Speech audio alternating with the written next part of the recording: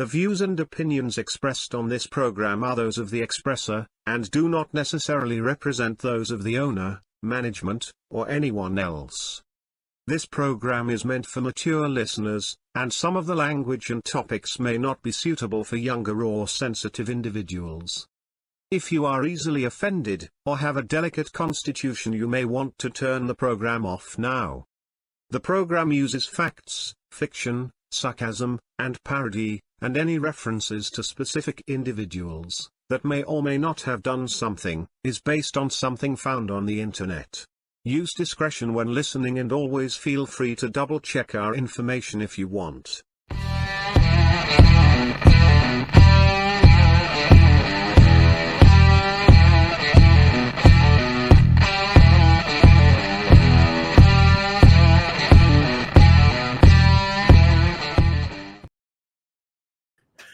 And welcome to Let's Talk It All 2023.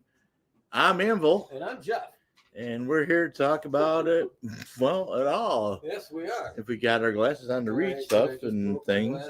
Oh, no. Oh, no. That's all right. Oh, Super glue. No, super glue. So, welcome 2023. We are in the second week. Today's the 12th, so it must be the second week from this first week. 12. Okay, so we're here. We survived the new year. I have made a New Year's resolution.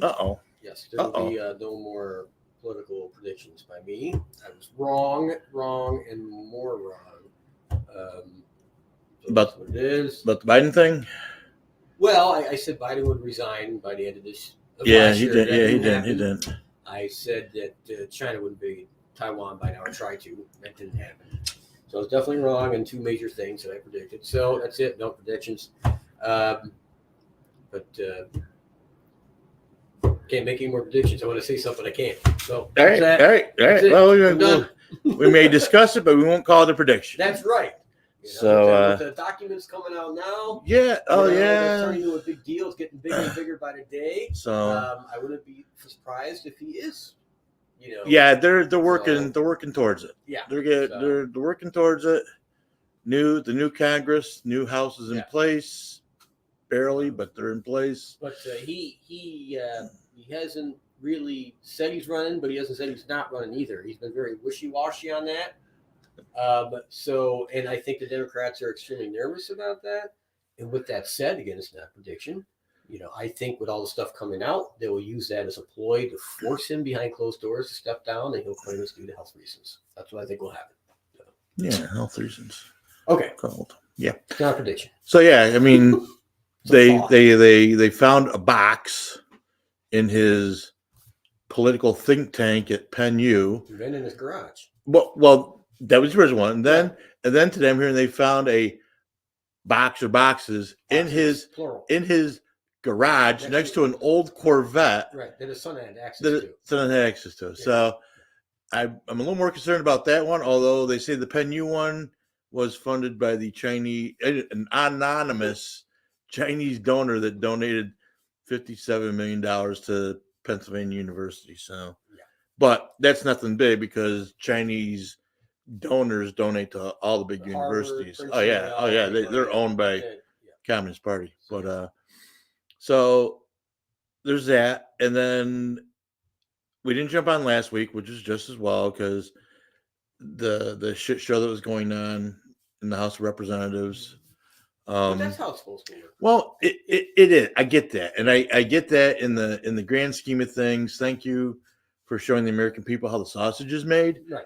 But I would have hoped there'd be more confidence in this red wave that didn't happen, that barely got there, if they had maybe hammered out some of these details prior. All right. Anyway. So to give people a snapshot of why this is how it's supposed to work. All right. Well, the last time Nancy was up for the vote, she needed every vote. All right. They only had like a 4 or 5 seat majority in the Congress at the time. So she needed every vote. She needed all the squad, meaning AOC and the other ones, Lucana, whatever their names are. They all had to vote for Nancy in order for her to get the speakership. Now, the Democratic Party was running interference for the squad, the progressives, because the progressives wing, which is like 50 of them now. It's a Yeah, big yeah, wing, it's a pretty big wing. had all run on, universal health care for everyone in America. All right. So, one of the major things that AOC and all the rest, ran on and continued to run on for years. And all their ads, you can look at their ads, it's right in there, was universal health care. And they were determined to bring a vote that's never been brought before to the House of Representatives to vote for universal health care. I mean, everyone would have health care in the United States and the government would supply it. That never happened. They had the opportunity to hold Nancy's feet to the fire, right? By saying, well, if you do not bring our bill for a vote for universal health care, we won't vote for you. That was their chance to do it. Okay. And they didn't. So the Democratic Party knew this. The Young Turks is one of the big political shows. They ran interference, as did a lot of, other CNN was one of them, MSNBC. But the Young Turks really went out of their way to run interference for the progressive wing by saying that if the Democrats didn't vote for Nancy, then the Speaker of the House would go to what was his name? The one that just won. Oh, yeah. McCarthy. And which was completely false. They did that as a scare tactic. Just because you don't win the vote, the first 10, 15 times, doesn't mean it goes to the opposing party. It goes back to caucus, meaning that you have the opportunity as a party to put up someone else, as the majority leader. It was never going to go to the Republicans. And the Young Turks and the other networks knew this, but they ran interference for the progressive wing, so the progressive wing could vote for Nancy 100%, which they did. So we were in the middle of a pandemic at the time when Nancy's vote came up. The middle of a pandemic. There were still lockdowns all over the country and mask mandates everywhere. And we could have had free health care, or at least a vote on it in the halls of Congress, which it would have passed. It may not pass the Senate, but it would have forced everybody to show their hand where they stood on the issue, in Congress, in Senate, and where the president, which was Joe Biden at the time, would he sign it or not? And they knew it was a losing issue when it came to economics. And this is one of the reasons why they didn't vote for it. So just remember that whenever you vote for a progressive, okay, you're lying to yourself, because the ones up there right now are progressives. They're all fakes, Bernie Sanders included. They're all fake people. They are not progressive at all. Okay. So this is the crazy part. And Jeff kind of gave you the broad strokes on this. So the House of Representatives, you could technically, it's not the majority leader they're voting for, it's the Speaker of the House.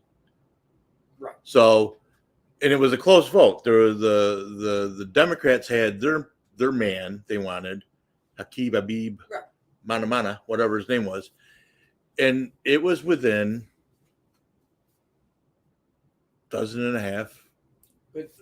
I know. I'm just saying. And you could nominate anyone. You could nominate former presidents. They could have nominated me. They could have. They said to me, I know this roulette dealer in Nichols, New York, and I think he'd be good Speaker of the House because he's on a podcast that talks about this shit all the time. And they could have said, I nominate Anvil, and if I got 221 votes, I'd be the Speaker of the House. I'd have a whole different job for a couple of years. That's true. I'm not sure that whole thing would. That just sounds crazy to me, but whatever. You'd hire me as a maid. I would. Oh, definitely. I would have to hire lots of people's help. So I think that was, that was kind of the crazy stuff, and that was kind of you talk about scare tactics, because they kept putting up there. The one guy was close, but they kept nominating people. They're just the 20. I guess it got to 30 at one point, but they're 20 of the hardcore were basically wanting assurances from McCarthy that he wasn't willing to give right away, that he was going to do what he was supposed to do. And one of the concessions is that at this point, if any one of the whatever don't feel that he's doing his job right, they can call for a vote of confidence and have him a vote to see if they can remove him for something else. Yep. I think that's a little crazy, but I understand why they're doing it. It'll be interesting to see what happens because McCarthy didn't have a lot of he's not Mitch McConnell in the Senate, but McCarthy put his weight behind some things that probably were less than conservative, shall we say. Yes, exactly. So he seems to be taking a different tone right out of the gate. Yep. Going after the IRS, they're going after infanticide. If an infant survives an abortion, they must try to save its life. If I don't know if they got passed or not. It passed the House. Did it? Well, passed the House. Yeah, when it goes to the Senate, we'll see. I wasn't sure when they were voting on that, and then yeah, they went. So we'll see what happens. They're talking about reforming the whole income tax thing. They're talking about getting the investigations going. So, I think it was a week where they're on track. I feel a little more comfortable now. They're on track. See what happens. Oh, they're going after the weaponized government. Oh yeah, they're going after all the hot button topics. As they should. Things are really out of control. They jerked the idiots out of committees that had them.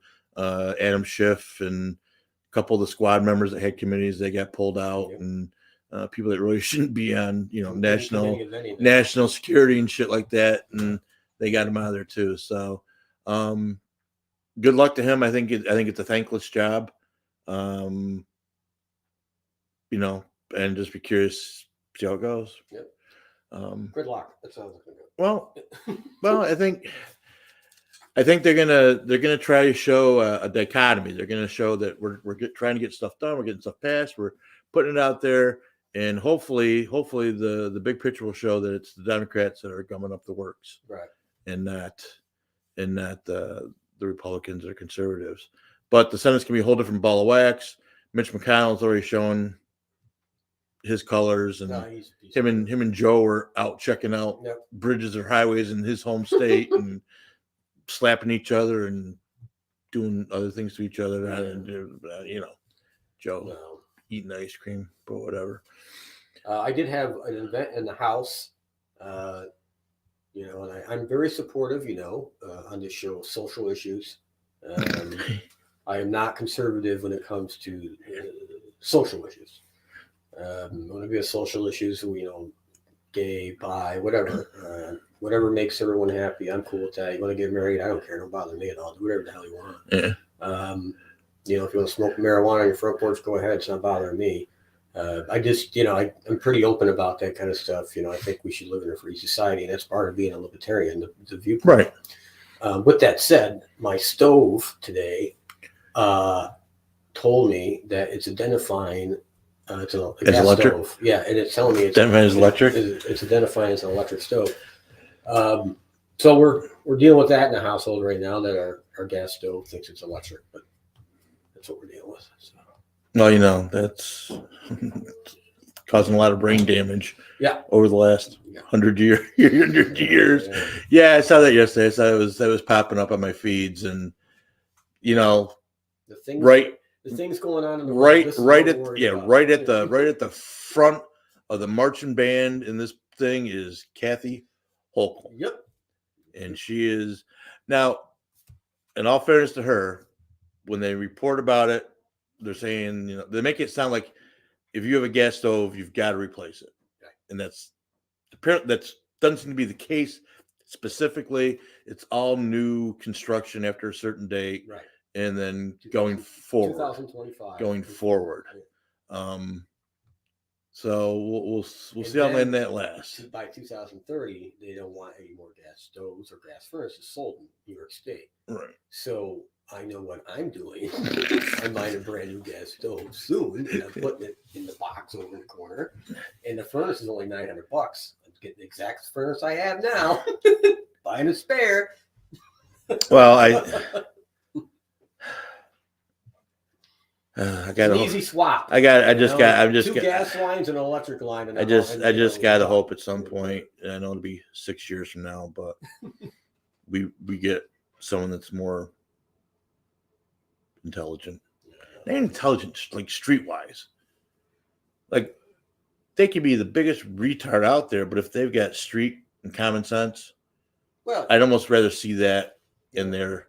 Up in Buffalo, they were all freaking out over all the the looting going on, and no one's being arrested or released on. Oh yeah, because you can still $999. Yeah, but it's a nonviolent crime, so they don't go to jail. Doesn't matter if you stole 10,000. You're free.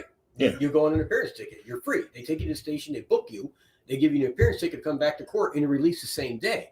There's no jail. They're not putting people in jail unless it's a violent crime. So with that said, I'm on all these feeds, and people are just going ape shit in Buffalo. Like, oh, why?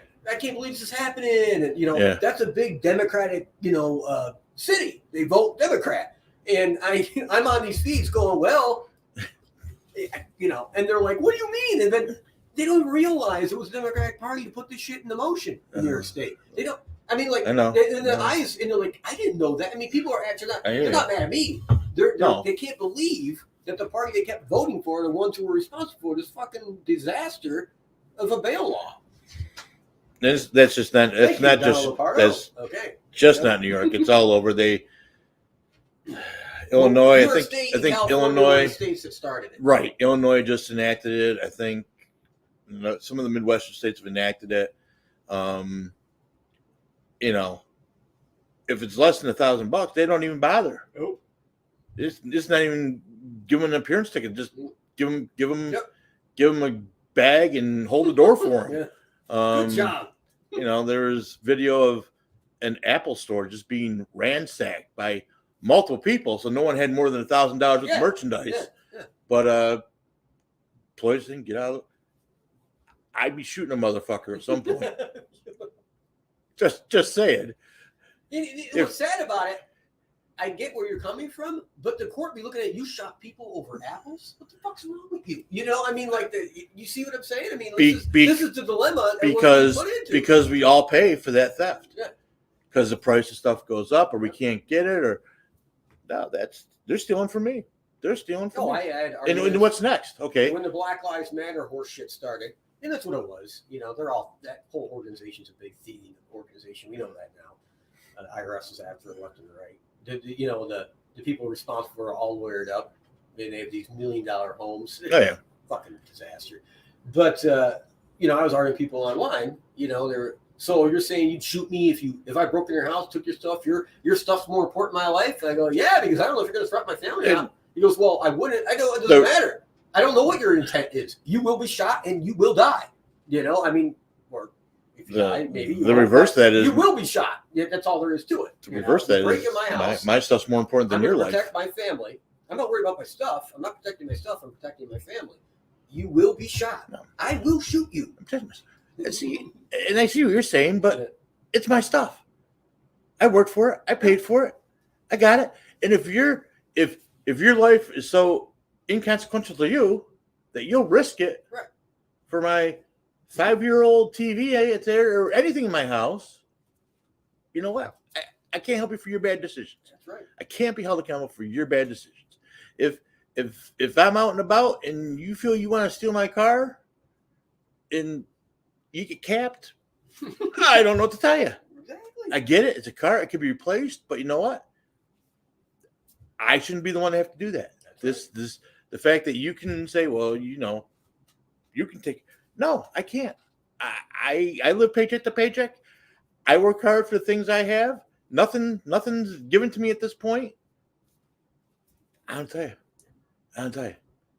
Put a cap Person, property.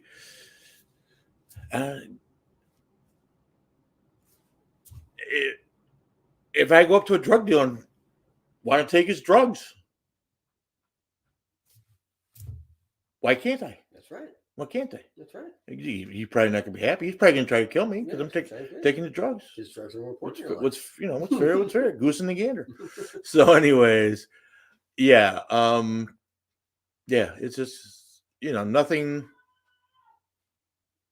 has changed since the start of the new year, but I'm hoping that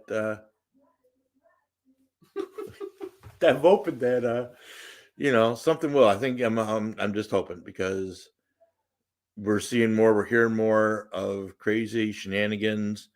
going on. People are getting fed up. People are getting tired of being the victim.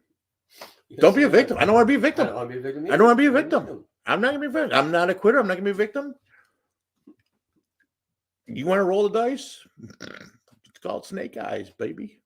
Anyways, Yeah. yeah. So So we're getting this out of our system so we can talk about other things, other stuff. stuff. This year, this is our first show this year, so I wanted to kind of get back to more cryptid stuff and Yeah, paranormal yeah, related yeah, fields. absolutely. We did a lot of politics last year, and I think we should we talk about it all, but we should kind of move back a little bit. We do. Our roots here, I think. And we are all over the place. We are. No, I was serious. I was on. He's talking about where we're at. I was on searching or something, and I think it was on the IMDb, which is the International Movie Database. Oh, jeez. So this is basically if you have any kind of screen credits, you're listed. My wife, Alani, has 4 or 5 screen credits, right, plus a couple shows. So they do a thing with podcasts. And if you type us in, if you type in "Let's Talk It All," it pops up. We are on the IMDb as a podcast, and they list out our episodes. And oh yeah, it's crazy. At this point, just about any place that has podcasts, you can go and you can probably find us. You might have to search a little bit, but we're on. I really hope you took care of some of the stuff I told you to take care of. I still don't think a lot of people listen to us, but but yeah, Anvil, you really should do. You have to go through and listen. I think it's just crazy that it's no big deal. I'm just saying it's just crazy that we're listed in the same database as George Clooney and the Young Turks, and I'm sure they're in there too. They are, I'm sure. So. And like I said, any place you can find if you don't like using Google Play or Apple, we're on Podbean, which is the server that we use to actually publish and do our podcasts. But you type in any of these Foghorn and Bulldog and all these other podcast places, and you'll find us. Yeah, I'm gonna. I don't know if I mentioned this to you guys before. Maybe this is the first time you're listening. I'm trying to get on Jimmy Dore actually as a guest. Really? Yeah. So I think that'd be great to get on there. I'm not going to tell you how I'm working my AO right now, but that's my plan to get on that show. And of course, I'll upload the show. We're on there. Yeah. He has a huge audience. Oh yeah. So if I can make that happen, that'd be great. And of course, I've been on Coast to Coast before, but it was really short, years ago, like 10 years ago. So I'd like to get back on Coast to Coast AM, which is one of the largest radio shows on the planet. So it's the #1 radio show at night, actually. Coast to Coast. Yeah, Coast to Coast AM. So with George Morey. So anyway, those are my plans. So nice. That'd be fun. That'd be fun. The show out there, and we'll see what happens. But so speaking of plugs. Oh, and I'd like to say a shout out to Excite Motorsports in Augusta, New York. All your ATV needs. All of them. Yes. Oh yeah. April. I'm gonna say April. I'm gonna say it's April. There is a psychic paranormal fair in. Right out in the Buffalo way, Gowanda. Oh God, that's a drive. Gowanda, it is a drive. But they got some pretty big names coming to be there, and Spectre's Foundation is going to be one of the sponsors. Cool. So I think that might be interesting. That'd be fun. We're actually sponsoring, so we'll have all that stuff going on, and then we will be also. We are on for the Horror Fest up in Vernon, New York. Horror Fest, yeah. No, not Horror Fest. Not with a W, with an H. HORR, not WHOR. We might be out to look, see if we can maybe you and I can sponsor that one.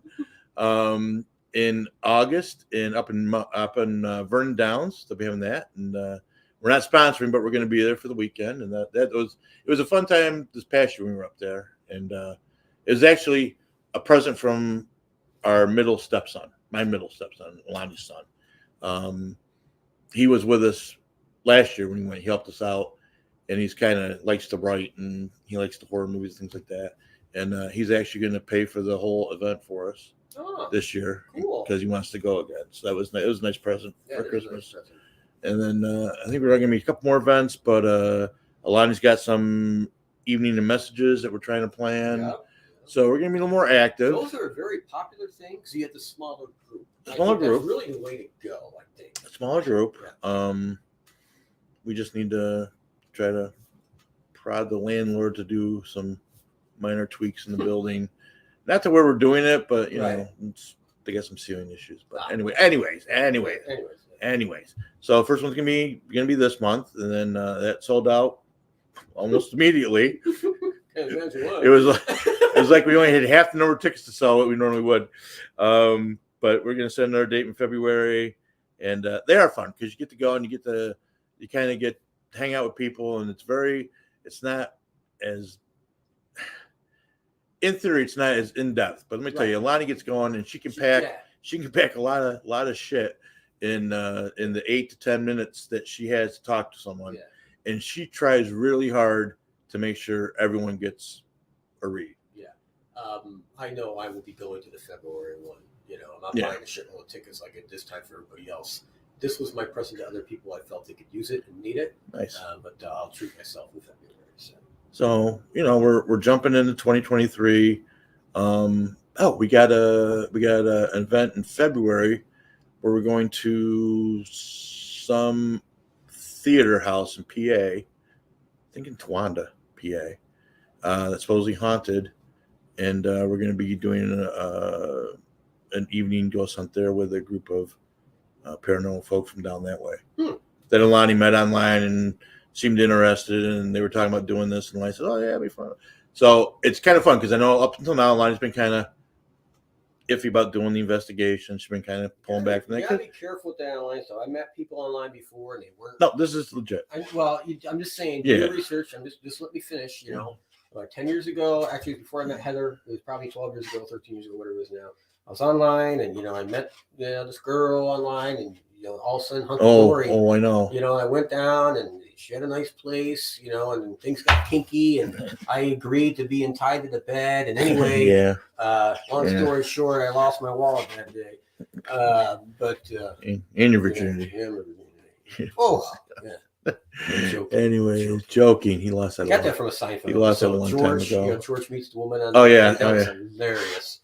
But no, you do have to be careful. You do because that's where I met my wife. So I can tell you from experience, you got to be careful on these online things. So very true. Yeah. So we're doing some paranormal stuff. We're getting back into it. I'm hoping you and I can do some stuff this year. Like what? I don't know. Go out in the woods, fall down. It's what I do best. I don't know. Well, there are some areas. No, because we went out that October. We went out and cruised the state park land out near Afton, and we were all over the place. We thought we were going to get deliverance by these guys out walking at 2 a.m. It wasn't that. It wasn't even late in the night.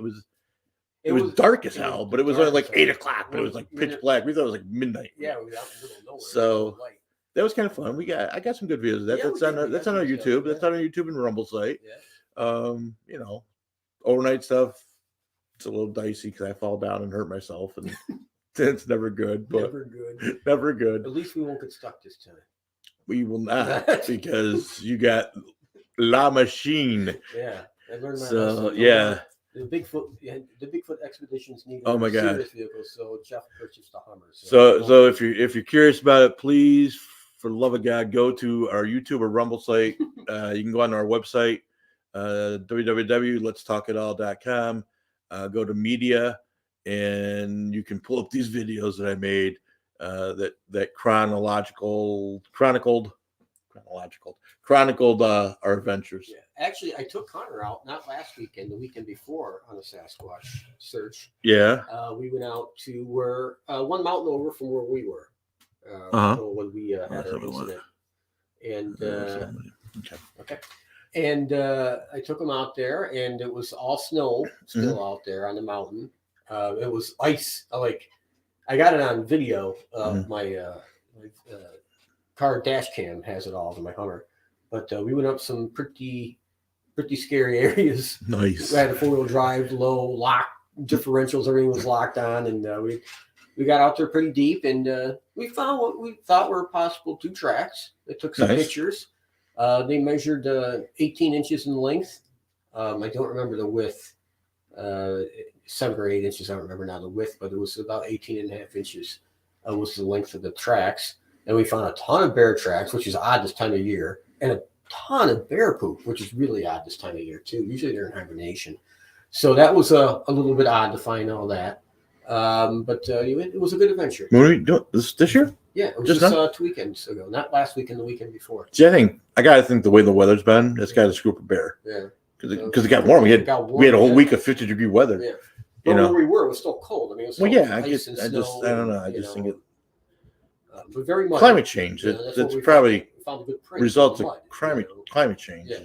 Messing up with the bears. They're killing the bears, and polar bears are dying off. No, it's the gas fucking stoves. Well, that's doing it now. The gas stoves now. It's not the private jets that these billionaires have that fly around. No, it's not that. No, it's gas stoves that every restaurant ever. I can't even think of a restaurant that has electric. I can't even think of a restaurant that has electric. Yeah. And this is what's so bothersome about this. We just had a national disaster in Buffalo. It was declared a national disaster with the snow, and they had no electricity for days. And what's going to happen when the entire state? All you don't have any gas heat, you got no stove heat. All you got is electric, everything. What happens when the grid goes down? And it's going to. It's not like it's not going to happen. It's going to happen. Massive deaths. People just freezing to death. You can't charge your electric car that are pushing on you. It's just a disaster. Well, the fact they lose. There's no thought process with these people. There's none at all. You can charge it, but it loses like a third of its power or something like that, or in the cold weather. Yeah. So yeah. And this I heard the other day, and it's just goddamn crazy enough that I know it's going to find its way over here to the United States. So in England, there is a city, a shire in England, I guess it was England, and they are implementing climate change lockdowns. Yes. Climate change lockdowns. Yes. So they're going to break the city up into 6 or 8 sections, and you can't leave unless it's specifically given permission. Yep. And the way it works out is that you would be allowed to leave your little quadrant about 100 days out of the year. Yep. How goddamn insane is that? Well, it won't work. And I'm going to tell you why. Yeah. It won't work. I'm going to tell you why. Because you're seeing what happened in China. People had enough. There's a revolution going on. It started. The revolution in China started, whether people want to realize it or not. I predicted correctly. You did. That is starting, and it's because of the massive lockdowns, and we're allowed to do anything. And this is the same kind of thought process that they're trying over in Europe. It's not going to work. People are going to flip out. Governments are going to be overthrown. This is a very, very bad idea. It's a pressure cooker. It's an extremely bad idea. It won't fly. It's not going to fly. No, I'm just saying. It's just. Yeah, okay. We can say that now, but who had they're coming from my gas stove in the stupid shit that's going to happen in the United States pool? No one. I'll guarantee you, no one had that. I'm just saying. What I find interesting. Stupider things have been going on. The newest. Oh, so we have to be careful what we say. We can't say certain words, so we get banned on YouTube. YouTube can bite my ass. So okay, all right. So this is our opinion. This is what we're talking about. You know what? Elon Musk is buying YouTube shortly, and you guys are going to just the biggest problem with them is he Twitter has now. Yeah. But the latest variant here in the United States with XBB XBB 0.1.5 something. Whatever the fuck it is. Yeah. So that. I don't know. I read all about it. I've been doing my research, and it's highly resistant to basically the vaccine. All of them are completely ineffective. That's what it boils down to. Okay. Almost completely ineffective, and it's highly verbal and natural immunity that some people already have is highly ineffective. So the newest variant, it's not as harsh conditions as the Delta one that I had, but more likely, if you didn't had COVID, you're going to get this one. You can be boosted to the moon, you're going to get this version. Okay, more than likely. It's highly contagious, and the vaccine is completely ineffective. Now, I've had COVID at least once. I'm fully vaccinated. I hear you. Right? You're fully vaccinated. And boosted. Right? Okay. And had boosted. it. Okay. All right. Now, with that being said, the data clearly shows in the countries that are reporting the data accurately, and please check me on this because I know this is right. If you are vaccinated, you have a greater chance of getting the virus. This is a fact. This isn't disputable anymore. For the countries that report the data accurately, okay, this is a fact. Now, Israel is one of the highest vaccinated countries on the planet right now. It may be the highest, but it's right up there in the top three. They also have the highest transfer rate of the virus besides China. Mm-hmm. We don't have real good data on China, so I'm using that as a comparison. So it's got a highly vaccinated population, and they're transferring the virus higher than almost any other country. Okay, and I'm using this as a point that the vaccination doesn't work. Okay, it does not keep you from getting the virus. It is not a vaccine. Maybe it helps. Who knows? We don't have data to support that. They say it does, but we don't really have hard data, to support that theory. Right. So now all the drug companies that are involved with this process, J&J or Pfizer or whatever the other one is, they've all had, since this began, record company profits, meaning they have had profits more than they've ever had in the entire length of their company's history. Absolutely. Okay. Over in this 1 to 2 years now. Oh yeah. Record profits. They're making money hand over fist. Congressmen and senators and other political figures that are highly invested in these companies, again, are all making money hand over fist on dividends and stock profits. Yep. This, in my opinion, has been the biggest farce in human history. One of the biggest farces in human history. And that's just my opinion. And I think the data screams for itself that it is what it is. And right now I'm sure that YouTube fucking fact checkers are losing their mind. But first of all, by any common definition of a vaccine, and by common I mean a definition that we used up until a year ago, we weren't given a vaccine because it didn't stop transmission. It really didn't prevent it from happening to us. And it didn't prevent reinfection.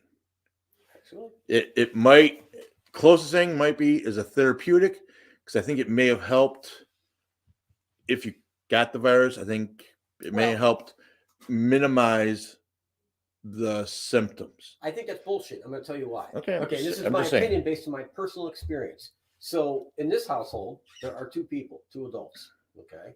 One is fully vaccinated and the other one isn't. We got the virus at the same exact time. We had exactly the same symptoms and we recovered in exactly the same amount of time. One wasn't worse than the other. So I'm calling bullshit completely on the vaccines at this point. See, it's tough to say because these vaccines are genetic in nature. mRNA, whatever the hell it is, they're genetic in nature, and I think it's an opinion. Please don't censor us. I think that adverse reactions are part of that genetic manipulation. That there is something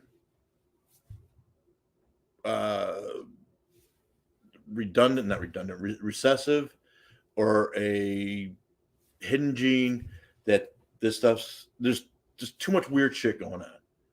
Healthy, athletic people, which rules me out. Yeah. My heart's already so fucked up that I don't think this thing could affect my heart. And if it did, I would never know. But between healthy, young people just dropping dead from autopsies where they're pulling out literally yards and yards of clots within the vein system. if this had been going on for years prior to this, I don't know how we missed it. And the only two things that have happened in the last 2 years is COVID and the vaccine to go with it. That's right. So it's either one or the other, a combination of the two things. Yep. And I just cardiac arrest. Cardiac arrest. Now the leading cause of death among young people as the past year. Did you know that? Yes, I did. Yeah. That's why I'm talking Now, this shit. and what's even crazier, so we had the Buffalo DeMar. The player, right? Yeah. Collapsed on the field. And, I was in huge arguments with doctors online about this, right? Literally doctors, right, arguing with me. And they're saying, well, it was caused from, the impact, it caused the heart stuff. And then it's just, look at, I have been boxing since I was 8 years old. Boxing, okay? 8 years old. I'm a coach now in my later years. I have hit guys in the chest more times than I can possibly count. I've been hit in the chest and in the body more times I can possibly count. My speech is slurred because I've been hitting the head so much, okay? I've never seen a fighter in all my years on TV, in a bout, witnessed live, in the ring, training, whatever it may be, go down with a heart attack from being hit in the chest from a fighter. Now, the heavyweight boxer what are the areas we aim for is the middle of the chest, because that's where the lungs are and that's where the heart is. And it does instant damage. It takes all your energy right out and takes your lungs away. Everyone knows this as a fighter. Heavyweight fighters hit each other all the time there, and these men are big men. They're 250, 300 pounds, and they're punching you straight in the chest, with a 12-ounce glove or a 10-ounce glove. No, a football player has all this padding on, and the opposing player has padding on. The impact theory doesn't hold water at all, and I'm talking from experience. It doesn't. I'm sorry. That's bullshit, and I'm going to call it out when I hear it. That's complete bullshit. If this had been a one-off, like this is the first report had ever hit the news of a healthy athlete dropping dead, you might be able to slough it off to the hit he took. Right. There are a lot of odd things in this world. We're talking about the paranormal. It hit just right at the right time with his heart. He could have had an underlying heart condition, whatever the case is. But it's not a one-off. It's a one of many off. That's right. And plus there are things that you will probably never know initially. Not that this is rampant in the professional athlete culture, but sometimes they don't take the best care of their bodies during their recreational downtime. I mean, they eat the right foods. They don't do a lot of McDonald's.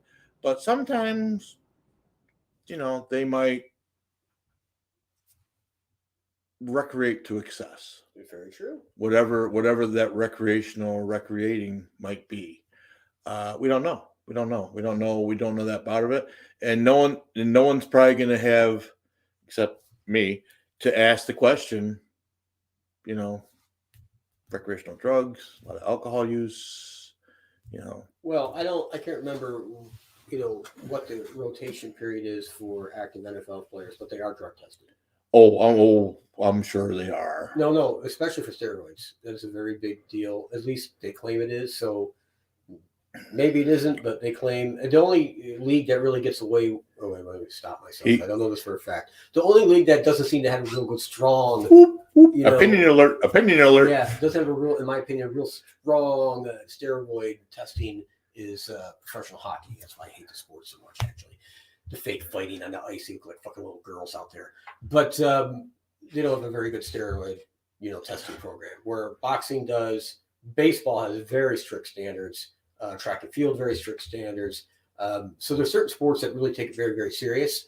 Again, I don't know what the rotation period for NFL is, but I do know they used to have a very strict drug testing policy, and maybe they still do, but I believe they do. Still do, but I think it's a good thing for me to look up. I think it's only for the third or fourth string of the team. I think the first two strings probably get a fucking pass because they're paying them millions of dollars to play. And if they're a good player, they're winning the games, which they want, and packing the stadium with people. And Well, I mean, you don't. There's things within their contracts. They test positive. There's X amount of damage done to your contracted price. I mean, it could be millions for all we know. It could be. I'm just saying. I just don't think it's. I think that I don't think it's drugs. I think it's something else. We don't have any factual data. We have opinions and theories. I'm just saying that the idea that it was caused by impact is complete bullshit from my perspective. So I've seen too much in my time, and you got to remember the millions, probably billions of fights that have happened since boxing began. How about that? No one's ever collapsed or had a heart attack or died in the ring due to being hit in the chest. And that's where my real problem lies with this. That's why I can call it bullshit. I feel safe about that. So billions of hits on the football field since the conception of football. When nowhere near the padding and safety equipment and in rules. Yeah. Like, let's take this back to the 70s. This was a fucking violent sport, and just about anything. Look at rugby. Anything went. I mean, rugby's a really, clashing, and they get hit all the time, and there's a lot less padding in rugby too. So. Oh yeah, rugby. Yeah. Oh yeah. Yeah. So let's just keep that in mind, folks. That and again, this is my opinion, but I feel very confident after I outlined my reasoning of what a bullshit, ridiculous idea that this injury or this heart attack, cardiac arrest was caused by a hit. It's just not factual. I mean, we wish him well. We don't want that to happen to anyone. Oh God, no. But it's not his fault. Shouldn't be his fault. But anyways, what else kind of thrown out there? I'm just gonna say we can move on. They won't leave Trump alone. No, because they don't want him to run. No, but that's ain't it. Trump is like racism. You can say, "Oh my God, here we go." If they would just stop talking about it, it'd probably go away. Yeah. But what's the latest thing with Trump? They're bitching now because Trump isn't doing enough about running. They're freaking out because he's not holding political. Like, they don't know what he's doing because he's not holding political campaign. He's not pulling political fundraisers. They're freaking out. Well, let it go. Stop talking about him. Stop saying his name. Stop talking about racism. Good chance it's going to go away. The worst thing you can do as a candidate is peak too early. I get that. Right. So, let's leave it at that. I hope it's not him. I'm at that point where I think it's time to move on. I'm sorry, I'm one of those people. And I think that's what's. Well, we talked about this, yes. And I know you're not making predictions, but I think when it gets close to that time, I think he's going to step back and be happy to be a kingmaker, not the king. So I'm hoping for Nikki Haley. Well, Nikki Haley, that's what I like. So she's very smart, great background. She's tough as nails, and she's not conservative to the point of being a nut job. She's reason-minded. Reasonable person. That's what you need. I don't want some Democrat that's not reasonable. I'd want whoever the president is. I want them to be reasonable. I don't want them to see all left or all right. And Trump pissed off a lot of Republicans because he said, well, they're not really wrong on some stuff. He was talking about the Democrats, and that just blew Republicans' minds. You don't expect a Republican president to say that. And we need to get past that in order to move forward. We need to get past that every Democrat idea is bad or that every Republican idea is bad. Exactly. It isn't. Exactly. But some of the shit, you just got to. No. And then it goes for both sides. When it sets off the wacky meter, right? Like stoves. Yeah, right. Okay. But again, that's the nut side. That's the nut job side. But it's the one that gets the publicity. Yeah. But that's squeaky wheel gets the oil. All right. So anyways, what do you got? Okay. So tonight's show, we got a couple of things. We got some Bigfoot stuff, and another thing is the I don't know if you call it the Wolfman or Dogman. Dogman. That's the thing. A Dogman, Wolfman, werewolf, whatever the hell you want to refer it to. But I got some of that stuff tonight too. Some recent ones, some recent sightings. So we're going to start with the Bigfoot stuff. And I think this is always kind of fun. All right. So this happened in New York State Ontario County. Nearest town was Naples. This is in November of 1979. Off of Route 21. This particular road off Route 21 is a dirt road. All right. This was years ago. This is the witness. I'm 38 now, but when this happened, I was 14 years old. My father worked with a guy who had some prime property in Naples, New York. Being that I was 14, I was not old enough to have a hunter's license, so my father let me go with him, and I had that task of pushing the deer to him. You know, it's a deer. Driving, yeah. Yeah, driving. We got to the property just before daylight. Dad went about 200 yards up the road, and I went the opposite way and went into the woods. It started getting light out, and I remembered that it was really cold that morning. It had snowed the day before, but there was only patches of snow on the ground. I had been walking through some thick sections of brush and was getting tired.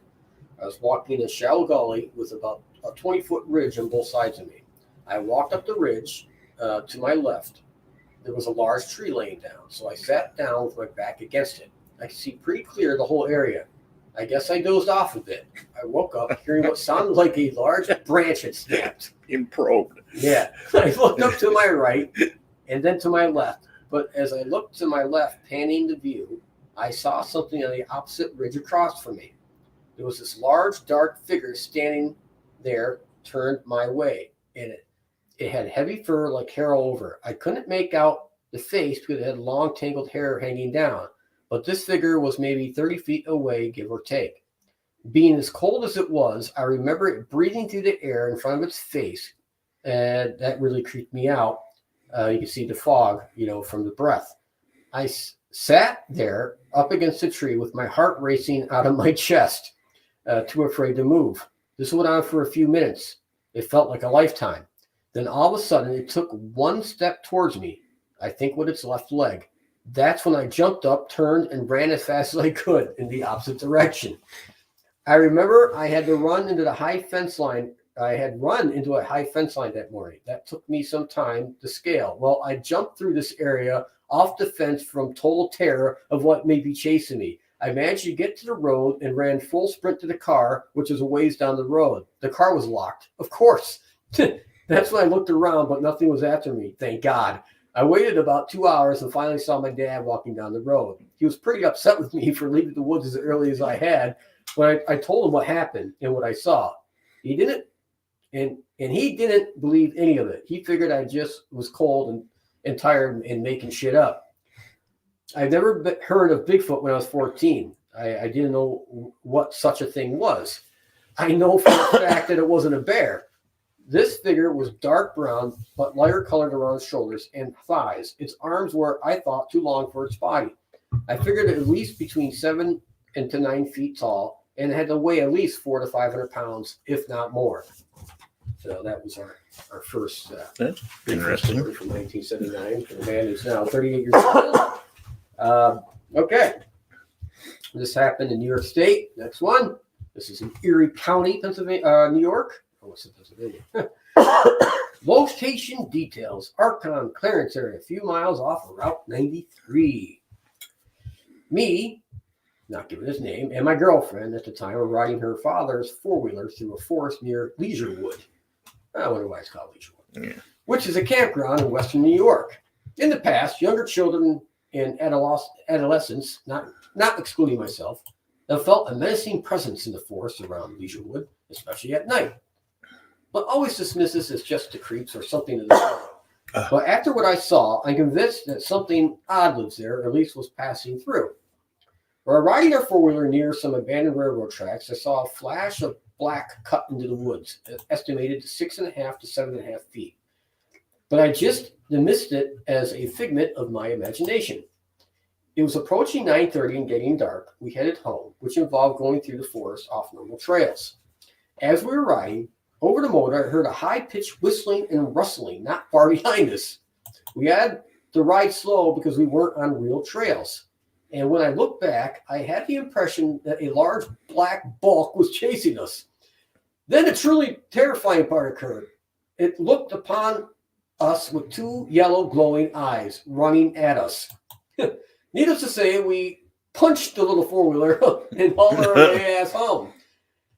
With her Not really seeing much other than me freaking out, and I didn't want to tell her exactly, and I really couldn't because I was driving so fast. I will not go back there to this day. I'm not sure that it was attacking or if it was just chasing us. It may have simply been running us off, startled by our motor. I've never heard of anything like this in this area except in the Iroquois legends. If it were my guess, I'd say this creature was traveling from Tawanda Indian Reservation to someplace more remote. So, interesting story. That's interesting. Yeah. All right, this one. This happens in the state of Pennsylvania. This is October 5th, 2022. So this is a few months ago. My boyfriend and I were biking on the ghost town trails near Edensburg, Pennsylvania, which is in southern western Pennsylvania, if I remember correctly. I'm just going off memory on this, but I'm pretty sure that's where it is. We saw a Bigfoot come about 150 yards in front of us. He was walking along the trail toward us. We couldn't see his face, but when he saw us, he turned quickly and walked into the woods. Needless to say, we were both shocked at what we saw. As we went by, we looked into the woods and didn't see anything. We didn't talk and stop, but we continued until we finally stopped to talk about what we saw a few miles down the road, or the trail. Mm-hmm. It was shocking, really shocking. There were no sounds or smells. I didn't get a good look at his face, but as he was walking, you could see how big his stride was. There was a huge space between his legs. And they're saying he, because in between the space of the legs, there seemed to be another large object. So they were assuming his gender. Yes, exactly. How inappropriate that is. Yes, I know. On the way back, we stopped and looked around for prints and marks, but didn't see anything. The leaves were pretty heavy there, and they were blowing all over. So that was my story from there. So, okay, now we're going to move into the man things, but what is it called? Wolfman? Dogman? Dogman. But we have something to try tonight. We have, what the hell that is? That is 1800 tequila. Yes. Tequila. So we're going to try that tonight. I got violently sick many years at a house party that I threw on tequila and swore I'd never drink it again, but here I am drinking. Yeah, just a little bit.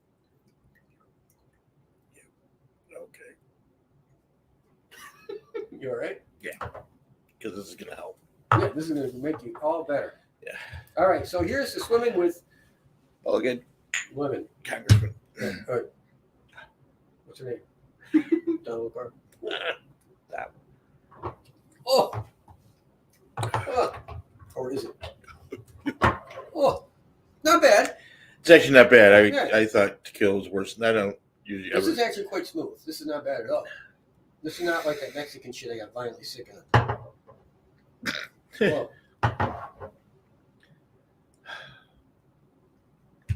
Oh, that brings back a lot of memories, though. Woo! Oh. Anyways. Oh, yeah, I'm going to finish mine. Oh, shit. So. I'm going to get violently sick on here. That'd be awesome. That would be. Oh. Yeah. That'd be a rating getter. Yeah, that would be a rating getter. That would be a rating getter. All right. We're going to move into Dogman. the Dogman, Wolfman Jack, whatever we're talking about. All right. This happened November 20th, 2011. It's called The Creature of Mud Creek Road. This is in Troy, Pennsylvania. Troy, Pennsylvania. Yeah, this is one of the areas I want to go to, actually. This is outside of Bradford County, Pennsylvania, which also happens to be a very large Sasquatch reported area. Bradford, in Pennsylvania. So keep that in mind. According to the witness, this thing scared the hell out of us, unquote. All right. About 11:05 p.m. that evening, a couple, man and a woman, were driving onto Mud Creek Road, traveling west towards Highway 14 near Troy. As they continued down the dark road, their attention was drawn to the left side of the roadway. The man, who was the driver, saw some movement and mentioned it to his friend. It's important to note these people did not want their names used. I have inferred that they both may be married to other people. We'll leave it at that. The woman initially thought that it was a naked man was crawling on the side of the road. The driver decreased his speed and swerved his truck in the middle of the road and directed the high beams of the headlights towards the subject, meaning the creature, the man in the road. The driver stopped about 30 to 40 feet away. They soon realized that this was not a person, but instead a creature that was crawling very low to the ground. As they watched, the creature moved into a squatting position with its back completely straight, somewhat like the stance of a kangaroo. Very interesting. The arms of the creature were held tightly to its body. What looked like long claws that resembled talons of an eagle were easily visible. The claws were estimated to be 8 to 10 inches in length. Now, that's a pretty long claw. One claw was shorter than the other three. The creature had a muscular body. The head of the beast appeared to be oversized and shaped like that of a wolf. At the top of its head were two pointed bat-like ears that looked like to be about 4 to 6 inches long. The entire creature, according to the man, was covered with a dull, wrinkly, dark black skin. The man described seeing large canine-like teeth in its mouth. The eyes of the creature were about the size of a silver dollar, and they were shiny black. The man stated that even though he had his high beams directed at the creature, the eyes did not reflect at all. The man said he looked over the body during the 12-second encounter, and for some reason he thought the creature should have wings, but none were apparent. In the squatted position, the creature seemed to be about 5 feet tall when it was squatted. At this point, the creature was in the left lane of the road and about 1 to 2 feet off onto the pavement. As the couple watched in amazement, the creature began to stretch its body. The man said at this point the animal started to stand up on its back legs while also falling over onto its front feet. The driver said that in this position, the creature seemed to be 6 to 7 feet tall. The animal then fell over on all fours. The witness observed that the front claws of the creature were now 2 feet across the center of the lane of the highway, while the back feet remained on the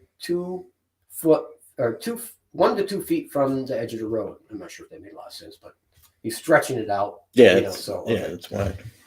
The creature then turns its head to the right and looks towards the vehicle. The driver told me that when the creature looked directly at him with a horrific expression like it panicked, like the creature was panicked that it had been detected.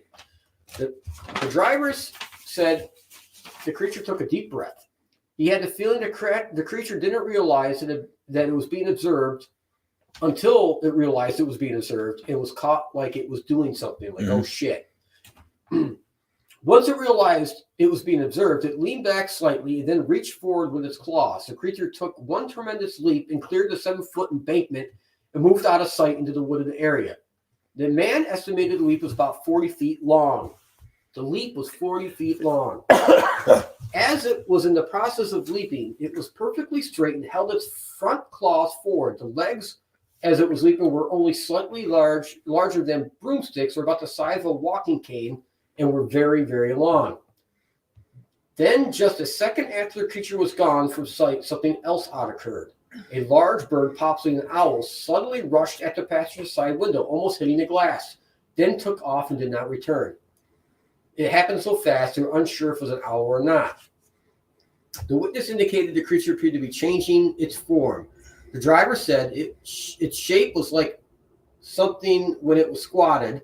It was nothing like it when it was squatted. The woman stated that, to her, it shaped into another form in the process of leaping from where it was into the sky. Mm-hmm. She thought it was a dark brown color and looked like a werewolf with a little black hair. She estimated when it was leaping into the woods, she thought it stood about 9 feet tall. The woman, while reluctant to say it, said, "I think it was a man changing into a werewolf." The man, after experience, went onto the internet to try to figure out what he saw. And he told me that the closest way he could describe the creature would be the gargoyle with no wings. And the man commented, I will never forget what I saw that night. So the witnesses basically said that this thing that they saw seemed to be changing its form, at least one witness did, as it was leaping. And the man described the creature as something like a gargoyle with no wings. Now, it was a great movie about gargoyles back from probably the 70s. I don't know what I'm referring to. It's a classic. You know what I'm referring to? Probably can't think of it. Yeah, I can think of the name. It's a great movie. I've watched it many, many, many times. And that's the image in my head. So a gargoyle without wings. The woman said it looked like a wolf as it was in the air. So it was changing more from the man into the wolf in the air from what I'm gathering here. It leaped 40 feet, which is an amazing amount. So let's even say if they're wrong in their estimation, because people exaggerate. Yeah, You know, get excited, 40 feet. So even if it's half of what they say, that is an amazing amount of feet to be leaping. Leaping. You know, so interesting. And that, again, that wasn't that far. You know, it was 10 years ago. You know, so not that long ago. Okay, we have another sighting. This is March 18th, 2012, Fayette County Dragon. All right, I don't know if that's the name of the county or if that's the name of the beast, but this is in Fayette County, Pennsylvania. Okay. March 18th, 2012, or 12. Yep. In the southern part of Fayette County in Pennsylvania, a man was walking his dog in a rural location about 11:45 p.m. What were you thinking? Okay. Yeah. He was in the front yard and away from any lights when his attention was drawn to look upwards and hearing a whistling sound coming from overhead. Flying above him at a distance of about 55 feet was a large flying creature that looked like a dragon, he said. Wow. As the flying creature passed over the automatic dusk to dawn light, the witness was able to get a good look at the strange flying animal. The body was about 22 feet long with a wingspan of 18 feet wide and looked to be shiny with almost a reflective body with no scales. He actually gives a drawing of the creature there. You see that? That's pretty cool. No. That's what we see there, okay? The color was dark, possibly brown and red, similar to auburn brown. At the end tip of the wings appeared to be talon-like fingers, about 3 to 4 in number. The arms of the wing structure appeared muscular. The wings were quite thick, not like the skin. They appeared to be rear fin or on both sides of the body. The creature displayed a arrowhead-shaped tail. The witness also saw what's kind of like a dragon's tail. That's pretty far out. Or the devil's tail. The witness also saw what appeared to be 2 extended rear legs. The creature had a cone-shaped round head and it stopped flat at the nose and the neck. The oddest physical feature that the witness mentioned to me was the mouth and eyes were illuminated with a very ominous orange glow. As the creature flew over a tree at the bottom of the yard and moved off in the distance, the fellow heard a deep, throaty sound similar to that of a foghorn on a boat. The entire observation lasted about 20 seconds. That's I don't know how I included that one. I probably said I was interesting. Yeah. You know, doing to the state of Pennsylvania and not that far from the other one. But it does look like somewhat of a dragon of lore. And I probably included it because of the talents. They were mentioning the other story. So right. Interesting. Any thoughts? No, the first one we talked about could be also a skinwalker or a Wendigo. Yeah, Wendigo. Yep, Indian legend. Just because usually the dogman and stuff, there's more beefier description. Right. I actually now here's an interesting story. I saw an interview. I cannot find it now, which really bothers me. But a group of teenagers, and this happened. It was either Washington or Oregon State. More of an out area. Mm-hmm. There was a popular place that the teenagers would go. It was off a side road. You had to go down to the woods, down to a creek, and people would hang out to drink beer or whatever. Anyway, so these 3 teenagers stopped there one day. It was a young lady and her 2 male friends. And they were at the top of the hill, and they were walking down through the woods where they were going to go.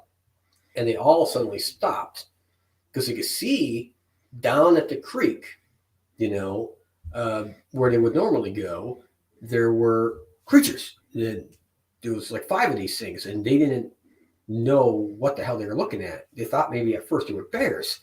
They were perched over the creek, but they were using their hands, and they're using hands to splash water in their faces. And they're like, they're 3 kids. They're 17, 18 years old. And they're not sure. They're like trying to compute Process. in their mind what Yeah. the fuck they're seeing. And as they're watching this, they're like, it's not a bear, not a wolf. You know, what the hell are we seeing here? So apparently, one of them, the creatures had stuck its head up, and it was the larger of the five, and it sniffed the air, and its back was towards the teenager. So it turned around and it looked up at him, and the three witnesses said it looked like it had ears like a wolf and it had a wolf, you know, and then it stood up on two legs, and it was tall. I mean, they couldn't estimate, you know, from where it was big. They knew it was muscular, it was big, it was muscular, but it had a wolf's face or a dog's face, and it had ears like a German Shepherd or some shit like that. And they were totally freaked out, you know. So they immediately ran back to their fucking car, got in their car, and took off. So they told people about this, and some Bigfoot expedition or some shit got a hold of these teenagers. Like, oh my God, it's a great story. So they didn't want to go on the air and not have people believe them.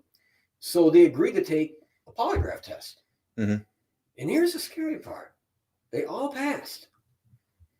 They all passed when they relayed the events of what they believed they saw. Now, did they all really see that? Or was it a figment of mass imagination? Who knows? But in their minds, they saw what they perceived to be a dog man, wolf man, werewolf, whatever. And it wasn't a Sasquatch. It wasn't a Bigfoot. It was something different, you know, in their minds. And they had, you know, the police, you know, they had a special guy come in that does the polygraph shit. Mm-hmm.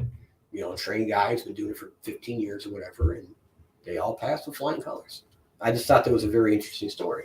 Yeah. You know, I'll have to find that at some point again. But, you know, it's pretty cool to watch that. You know, it's like the Travis Walton thing where, you know, all of them passed. They all passed. You know, the odds of that are 1,000,000 to 1 that people could fool a polygraph tester certified, you know, through the FBI, you know, with 20 years experience, not just once, but twice. Right. You know, so.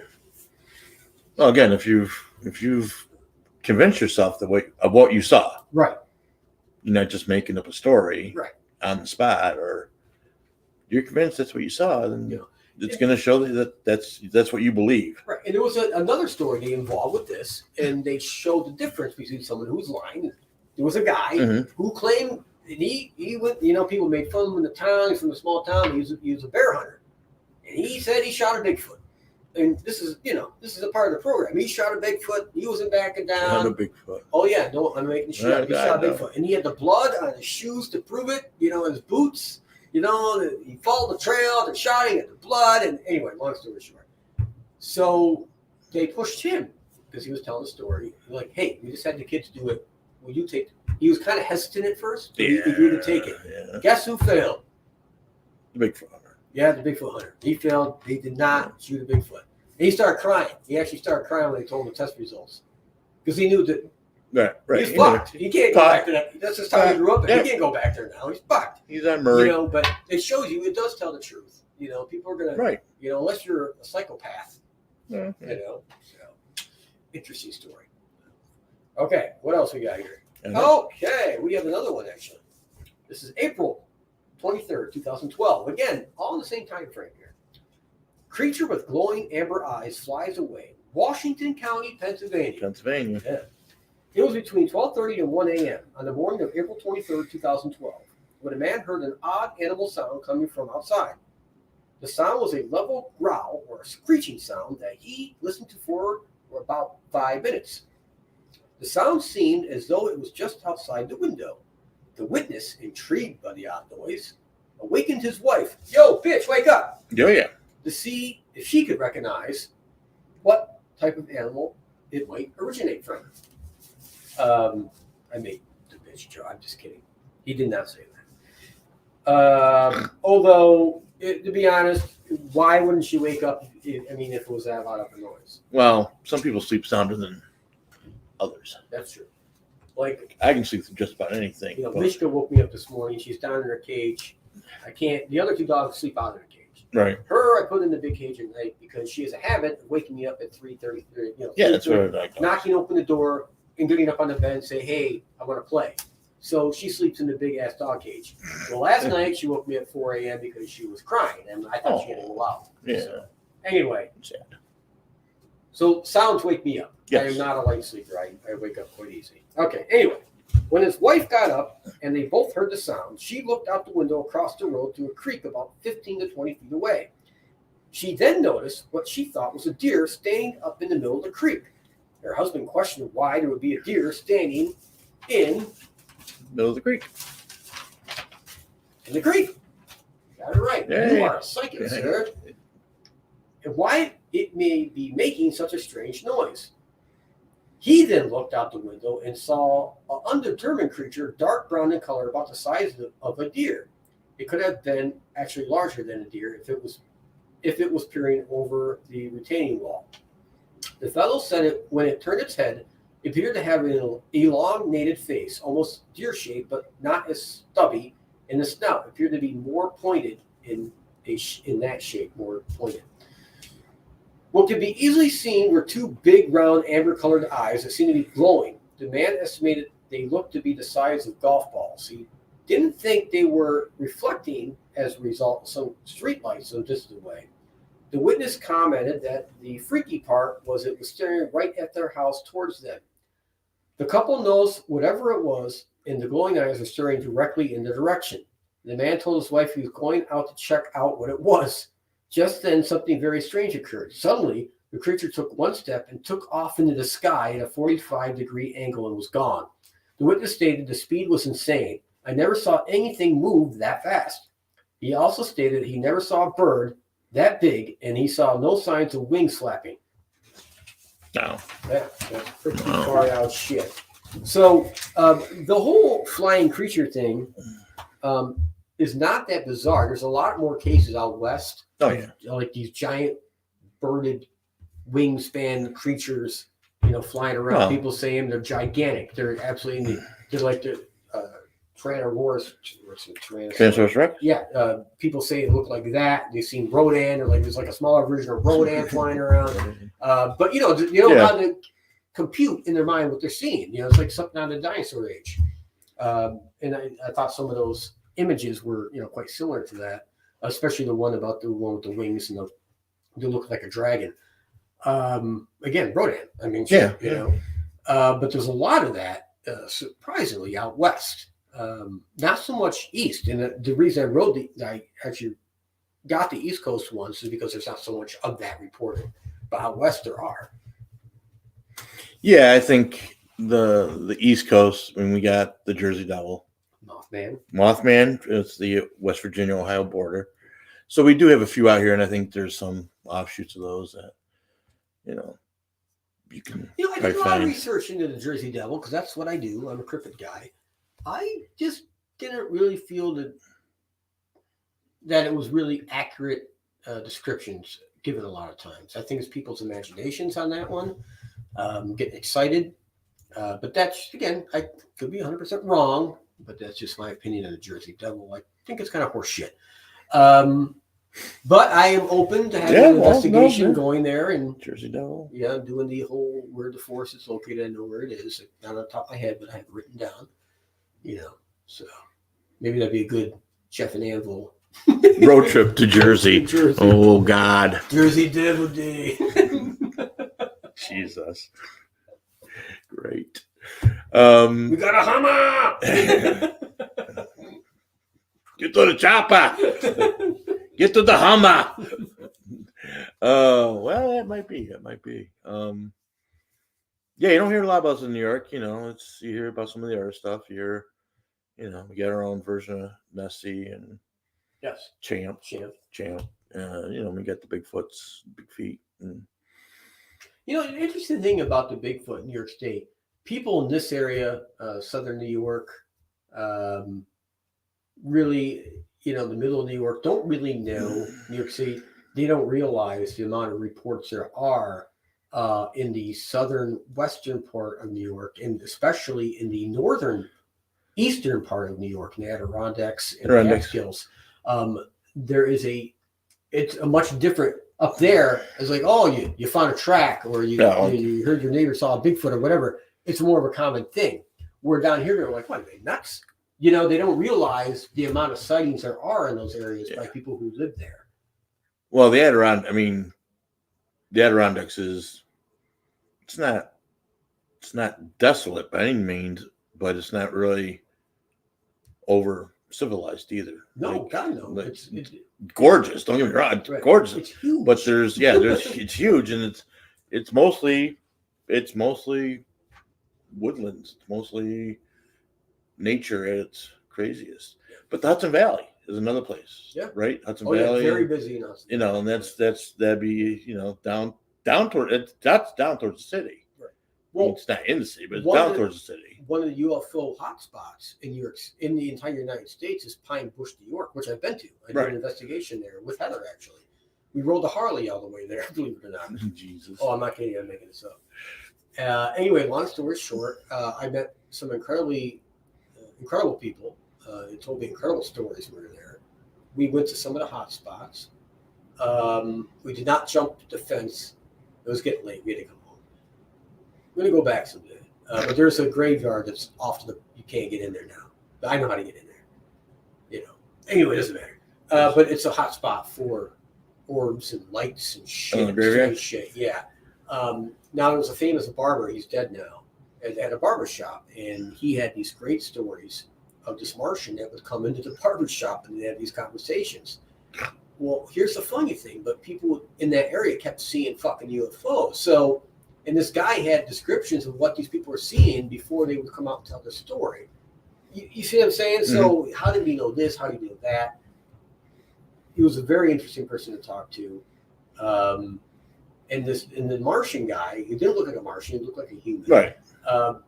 You know, and the barbershop guy was like, well, come back next week. I think he's going to be here Tuesday. You can meet him. And he was trying to set me up to meet this possible Martian. I'm not making the shot. I know you're not. You know, and I couldn't come back. I had a job, you know, I mean, the responsibility. There's just no way I could make this. I'm like, this sucks because even if there's a chance, a sliver of this being true, this is an amazing experience, you know? I could finally be flying out to the Pleiades and not be coming back to this. Yeah, I don't know. It'd be a good thing, but yeah. So anyway, but yes, so Pine Bush, New York is the hotbed of UFO sightings. Buffalo, Gulf Breeze, Florida is another location that has a shitload of sightings of UFOs. But anyway, to get back to Hudson Valley, it's in the Hudson Valley, and that area has a lot of paranormal activity. So Sasquatch. Again, I think, you know, in New York State's big, and yeah, it's got its cities and it's got those things, but outside that concentration, it's nature. Yep. It's nature. It's not like, you know, it's not like Rhode Island. It's so small that it's nothing but city on top of city, and you know, it's people go into those woods and never come out. Yeah. You know, I mean that's how large people don't realize, and that you always find these scientists saying, "Well, if there was a North American ape, we would have discovered it by now." You know, blah. That's bullshit. The forests are so vastly huge. People don't realize how big they really are. They can't comprehend in their mind the amount of land we're talking about and the terrain we're referring to. No, and the weekend we were out there, and I made the comment to you that how do serial killers get caught? Right. Just beyond me, because there's just miles and miles and miles of desolate, no one around. Yeah. No one's probably going to ever be around. Yep. Drive up, dump the body. I just don't. I think if you're a serial killer and you get caught, you're just dumb. Yeah, you're just dumb. There's places bury him under your house, retard. Take him a mile or two out into the wilderness and be done with it. It's, you know, I don't know. It's just, you're right. You can just get lost, and it's not beyond the realm of possibility that there are things that know how to avoid detection. That's how they've survived all these, whatever, decades, centuries, whatever it is.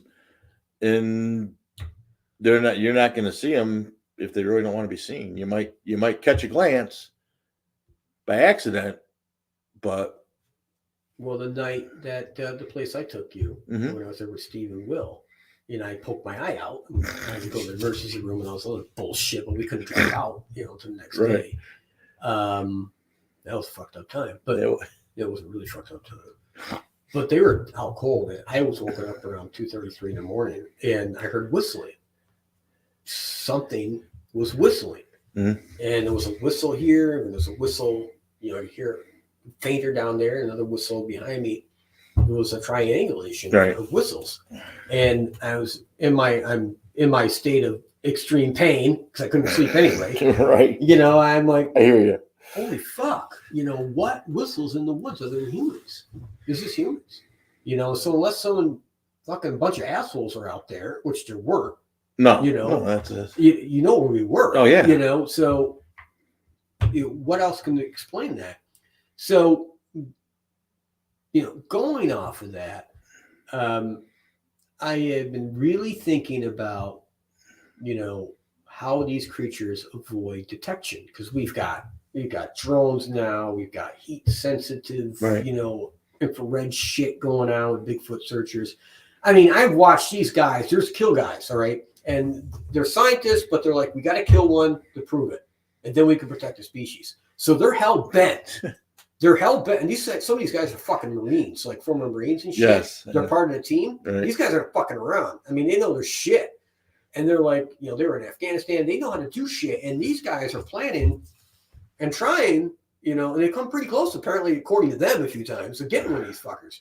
But they've got these areas of the forest in different states where they're working. Teams of the former Marines are working diligently to kill a Sasquatch, and they can't do it. And they've got all this equipment, and these guys aren't dummies. I'm not bashing them at all. Right. They know their shit. But it's really starting to dawn on me that these things may be more intelligent than we are. I mean, like, in some retrospects, they may be more intelligent than we are. They're a creature, they're a beast, they're half man, whatever the fuck you want, ape, whatever. But in some retrospects, they may be more intelligent than man. We may, in some areas of intelligence, we may not be the top dog. And this will explain why they continue to evade us like we're fucking morons. Right. And I think, opinion-wise, and especially in that case, I don't care. Well, again, I don't know. I've never gone through a trade. I get the seals are great. I've seen all the Rambo movies. I know how that goes. But they are still an outsider to that area. True enough. You can train all you want at Fort Bragg, Fort Dix, wherever it is. Do a couple tours here, a couple tours there. Yeah. She trained at Fort Dix. Yeah, she did. Whole bag of them. But you're in their area now. And I think, short of them being interdimensional beings, like there's now the commentary, they know where to go, how to go, when to go, not when to go, but when to go. Right. We know nothing about them. What if they're a cold-blooded creature? It wouldn't be logical because they appear to be humanoid in presentation. Right. But what if they're a cold-blooded creature? Well, they're not going to show up on thermal. Sure enough. They're going to be whatever temperature of their environment. Sure. I don't know. Maybe, we don't know. We don't know enough. Well, what if they are cold-blooded creatures? What if there's something different? I remember when we did a Bigfoot show. Let's talk ghosts. And Steve's always been very skeptic on a lot of things, and that's all right. You should be skeptic. And Steve was very like, well, I was reading these reports or telling about the glowing eyes, and Steve says, that's horse shit. I don't know anything about glowing stuff. And I'm like, my dog, my Siberian Husky. Oh yeah, that's not even a full size. Its eyes glow red in the dark. Yeah. I can prove it to you after No, I believe no. Yeah, it's bright red, like it's deep. We call it demon dog at night because its eyes glow in the fucking a little light in the dark, and its eyes are glowing red. It's because of the way the iris is designed inside that particular species. And to say it doesn't happen is just wrong. I've heard other people say too. I'm like, that's not wrong. That's completely inaccurate. When it comes to different species that are wolves, Right. whatever, their eyes do glow, depending on the iris structure, of the eye. Well, and again, we don't know enough We know. about the creature. We don't know. Are their eyes set up the same, or do they have, can they see heat signatures? Right. I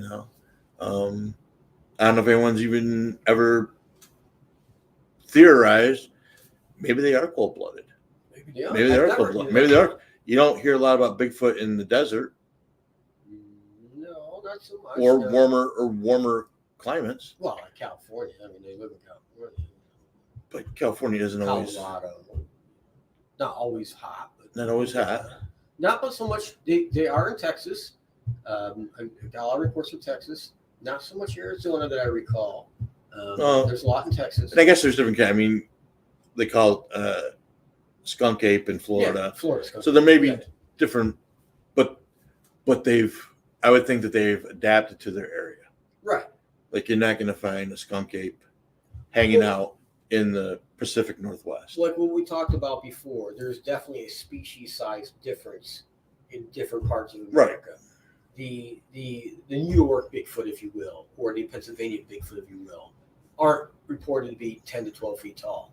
They're usually between 7 and 9 feet. Okay.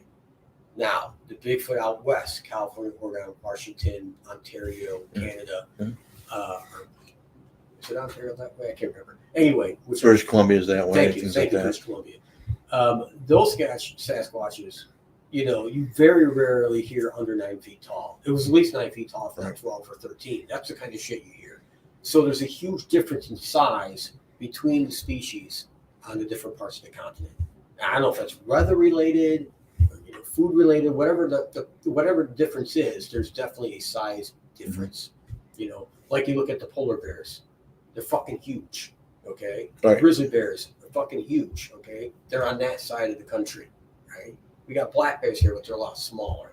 Again, it just maybe you got antelope. We do have some antelope in Pennsylvania. They're starting to come back, but they're huge out west. Again, the species are just bigger. Redwood trees, fucking gigantic. There's a big difference, in biology, right, compared to the Western United States and the Eastern United States. Okay, you don't know about. And I've seen a lot of fat ass women out west too. So again, there's a biology difference. There is a biology difference, but you don't find redwoods anywhere else. Exactly. You don't find anything that size, right, anywhere else. So at some point there may have been something, indicative of the West Coast when I was born created larger growth. When I was born, and my family came into, they got to see the baby for the first time, and I didn't have a robe on, and they were amazed. I'm sure the size of certain parts of my body, and they had asked if, I was conceived out west because nothing made sense. Why was I so gifted in one particular area? Your ears are still pretty big, but those ears are still pretty big, but especially with the hair short like that. Not to get off this, but it's funny that current trends I'm seeing with the paranormal stuff, the ghost hunting, things like that, is that now the current trend is that ghosts might very well be interdimensional beings and or aliens. And I'm like, wow, that was a big bridge you just jumped off on that one, but okay. There's okay. All right, let me back up. All right, so in the alien abduction phenomena, there are two books that really stand out, and they were written by the same author. His name was Bud Hopkins. He's now deceased. He was one of the pioneer abduction researchers using hypnosis. They were trained, certified psychiatrists to do the hypnotic regressions. And the first was called Missing Time, which I highly recommend. It's not in print anymore, I don't think, so you have to find it. But they're on, Amazon eBay. But it's called Missing Time by Bud Hopkins. I highly recommend the book. And the second one is The Visitation at Copley Woods. He wrote that as well. And in those books, it talks directly about like ghost-like occurrences in a household where there's abductions going on. And the theory is that these beings can be in our environment and invisible at the same time. I know it sounds nuts, but this is what's reported. So it's just interesting to have poltergeist activity in a house, and but at the same time, there's also abduction scenarios going on, and there's obviously more than likely some kind of correlation between the two. Okay. Interesting. I'm just saying that, I mean, I think with aliens, I think it's more that they can, if anything, it'd be that they can be out of phase with us, our plane of existence. They'd be out of phase, but they're still aliens. Well, the idea is that they're in homes when the person's not being abducted, and what they're doing is kind of like a ghost. You might bump into them on accident. Their form might take whatever happens. Mm-hmm. It's very similar to a ghost encounter, but they're there to observe, or things end up missing in a house. Keys are moved, or just like you hear, with a haunted house, things get moved around. The same thing happens a lot with houses that are linked to abduction or abductees. That's interesting. Yeah, very interesting stuff. So, okay, something to think about. I just think it's kind of a new thing with ghost hunting and ghost people. But it's actually old stuff these books were written back in the 80s. This is actually old abduction stuff that's in these books. It's always been it's always been recycling it. Yeah, it's been part of the phenomena, and maybe now that the other paranormal field, ghost hunting, is kind of like, oh gee whiz, and maybe someone saw something or whatever, right. However it happened, but it's an interesting theory, but it's been around for a while, just not in the ghost side of things. Mm-hmm. Okay. Yeah. I think Missing Time was written like 81 or 82. It's quite an old book. So. But anyway, you got anything else? Because I'm getting tired. I don't. I am tired. So, welcome 2023. We are happy to be here, and we're going to try to have as many shows as possible. Yes. But things get crazy. Things I know. We do try our best, but we both, going on. I coach classes. Plus, I work a full-time job. Right. Anvil has his own stuff going on. Yeah. Ghost hunting going on. He's got paranormal, different events going on. And yes, I'm still in work clothes. He's still in work clothes. He came from work. But I knew if I took the time to change out of these into something else, it would have been pajamas, and I'd be calling Justin, hey, can we cancel tonight? Yeah, I thought he was going to cancel. And I said, I'm gonna. I don't need to force myself to come to this. It's not a chore. But I said, I'm gonna put my big boy pants, and I appreciate. Gonna go do this. Really we need to get a show. We need to get a show in. We need to get this done, and so I just did it. And, the hell with it. But you're my hero. I know. So looking forward to this year. I think a lot of good things are going to happen. I think a lot of crazy things are going to happen. I think it's going to be an interesting year. I don't know what the fuck's going on. I'm not making any more predictions.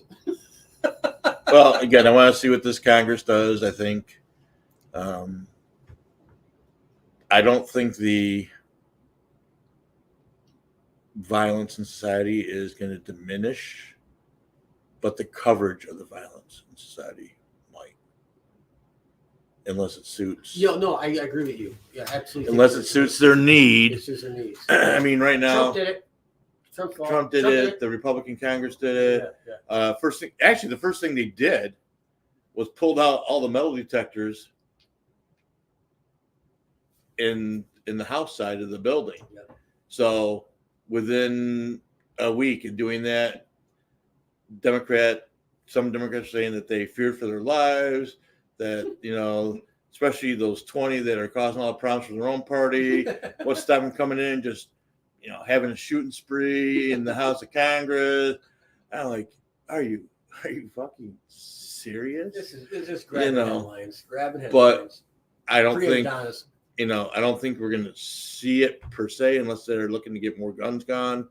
But even they're finding hard to do that because they're having a hard time really making any progress in correlating the violence in society with firearms specifically. Speaking of stuff, I said we're making recommendations. I'm not. I'm just saying we need to keep our eye on what's going on with the medical field and nurses, because I think that's going to spread. Strikes going on in New York Oh yeah. City. Oh yeah. That's going to spread. Oh yeah. I forgot about that. Yeah, the 2 major hospitals were shut down because. And we're also seeing right now. I don't know if you tried to buy eggs lately. I almost fell on my fucking. I almost fell over on my shopping cart the other day. They've been talking about it on the radio, what? but are they really up to $9 and $10 a dozen? Yes, really? It's crazy. And I did say there would be a food shortage this year, all over the place. And I think we're gonna. I'm sticking to that. You know, places that you wouldn't think because they haven't had a potato famine for fucking ever. But places like Ireland, you know, they're gonna be problems with food. I mean, it's gonna be all over the place. And this is not a psychic prediction. This is just based on the map of where food is produced and the natural disasters happen, the war that's going on, the COVID shit in China. There's all these factors playing a key role in this. There are going to be food shortages like we've never seen before. In Europe. In modern times. In Europe, government's buying up all the land, displacing farmers. You know, Bill Gates is buying up all the land here for whatever between him and the Chinese are buying up all the land. Which Bill Gates is one thing. The Chinese buying the land. See, and this is probably the wrong way to look at it, but what are they going to do? Yeah, I would think at some point, some of those 340 million guns are going to reclaim that land when push comes to shove. We need to grow some food. Get the fuck out. Yeah, pretty much. Take us to court if you want. You know, Bill Gates, he's just a whole nother fucking thing. Elon Musk is it's been quiet. And I think they're trying not to publicize anymore that he's releasing stuff. Right. But he's just gotten the files at Twitter. He is indeed the Einstein of our time. When you really think about it, when you think about all the things he's got his hands in and he's developing and all the different companies, he's not just one company. No. Oh, no. Like 10. No. And, you know, he's got microchips going to the monkeys. He's going into humans now. He's got, you know, AI, artificial intelligence. He's got androids being built. He's got electric cars. He's got SpaceX. I mean, like, you just wrap your mind around all the shit this one man's brain has thought of and has got all developing at the same time. It's hard to. It is. I think he's a fucking alien or some shit. I don't get probably it. Is. I mean, like, probably is. It's not just. It's just not highly intelligent. He's like super intelligence or some shit. I mean, I think maybe he's a fucking android. I don't fucking know. He could be an alien. Could be an android. He's definitely got some. What the fuck?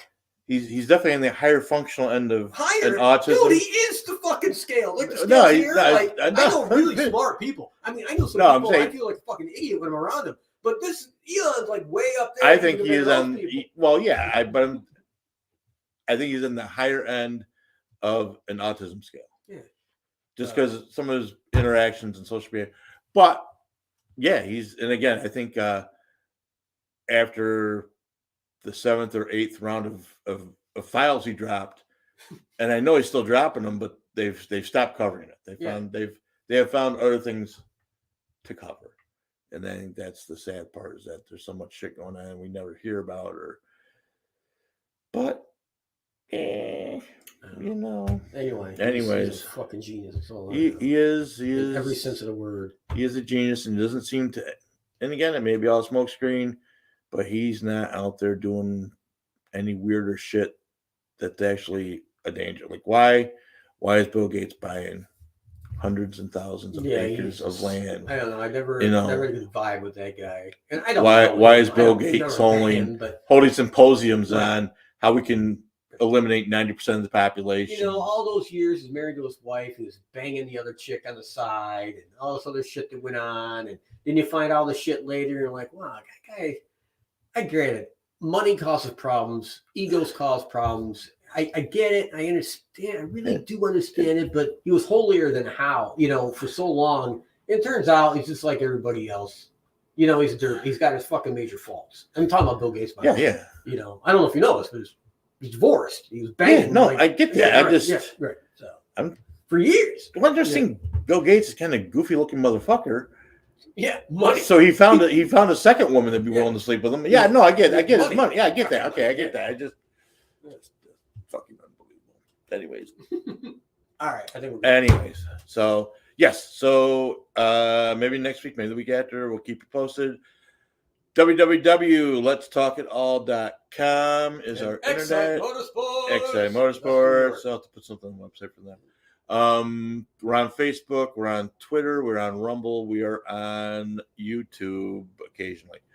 Well, they didn't take our stuff down, they just stopped us. I think this is the first time we've been able to post since November. Yeah. And I'm not even sure if this made it to YouTube or not, to check tonight. Well, we'll have to check. But if nothing else, we're on Rumble. I like them. They seem to not get all freaked out like everyone else. Even Facebook hasn't been whacking our shit like they used to, so we'll see how that happens. But check us out, follow us. Like I said, the website, I've made some tweaks to the website, so check it out. There's some links, some things to look at, videos. And remember that always remember that we're 100% right 50% of the time. So what? So the big story, right before the new year, was a whistleblower dropped the dime on the CIA, supposedly. And they had all these, and I'm thinking, really? Because Jeff and I talked about this. Oh, JFK shit. 5 years ago. Yeah. Jeff and I broke the same story you're hinting around at. Jeff research, we broke it together on the air, and if you go to episode 25 in our first year, that's right, we did. It's there. It's there. And I actually, one of the weeks that we didn't do a show, I actually did an intro and rebroadcast the show, right, at least on the podcast. And I think we actually have better information than anything I've heard on the news, but this was everyone was freaking out that the government would actually do this and that they were involved and the CIA was involved. And yeah, they had not only the CIA involved, but they also had the mafia involved, the mob. And no one mentioned the fact that, part of the reason, we just hit on other stuff that hasn't been hit on. Yeah.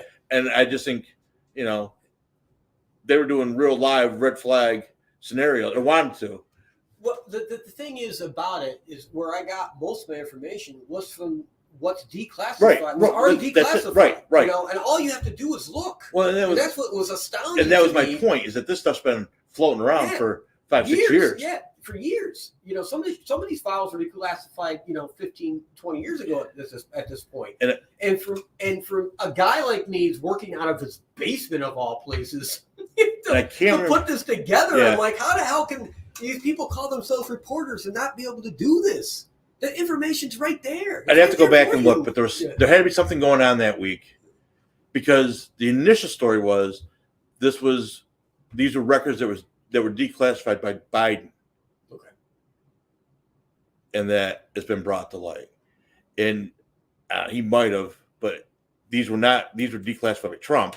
Right. Initially, there might have been more from Biden, but all that information came from the stuff that was declassified back in 2016 or 15 or whatever it was. And yeah, I just like that. Like, dude, you have no idea how far behind the 8 ball you are on this. It was, interesting because literally the day after Trump was sworn into office, the CIA dumped 13 million former classified UFO documents on their website. Yeah, and poof. Poof. 13 million. Space Force. Right, Space Force. Yeah, Space Force. Trump, start seeing the Navy starts seeing shit all over the place, and everyone's hitting the panic button. Yeah.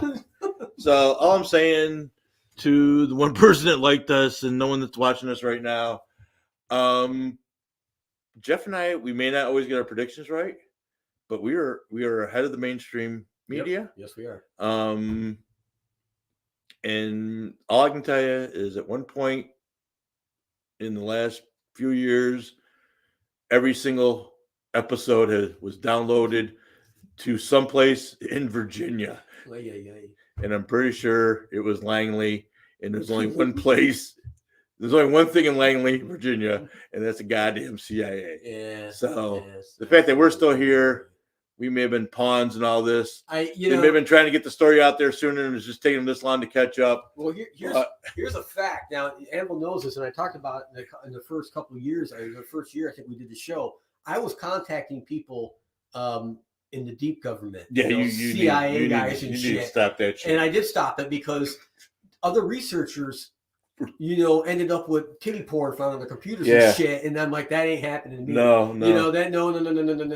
Yeah. So this is the kind of game they play. And, I'll do a show on that. And I'm going to name all the people in the UFO field that had all of a sudden found were kitty porn or some shit like that, and their reputations are destroyed. It will shock you.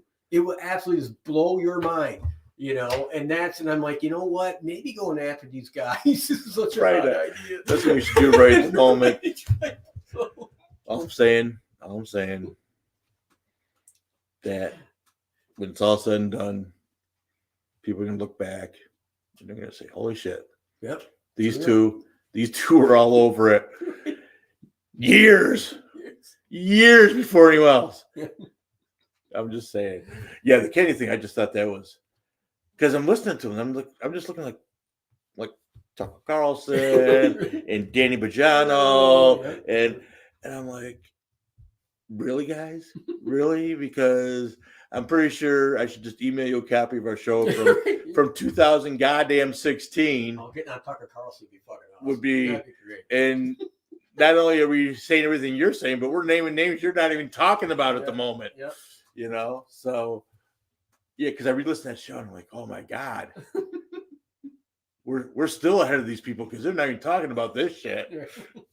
So yeah, there's been a lot going on in the last month. But yeah, I thought that was the funny one. That just I got it. I can't remember what was going on, but I'm sure it was something to distract us. I don't know. Biden fell off his bike. We were right about something. It's all nice. Something big too. I would think we are actually right about a lot of things, but just for benefit of the doubt, it's only 50% of the time we're right. 100% right. Yeah, 50% of the time. Right. Yeah. So, anyways, so check us out. Again, I'm slowly pecking away at the website. I'm trying to get all the episodes. I'm re-listening to episodes and trying to get information and synopsis in there and get them all logged. But yeah, this was episode 96. We're almost at 100. Cool. Which is amazing because as often as we have big breaks in between, right? Yep. I didn't think we'd be at 100 this soon. But what else? There's something about Let's Talk Ghosts too. I thought someone's trying to resurrect that, and I know there's a guy that again. Yeah, I don't know. I don't know what he did with it, but he had it. He was doing something. Yeah, I saw something. I told you should have bought that fucking name when it went up at the main name. Oh my God. Anyways, so till next time, I'm gonna say good night. Good night. Good night. Good night.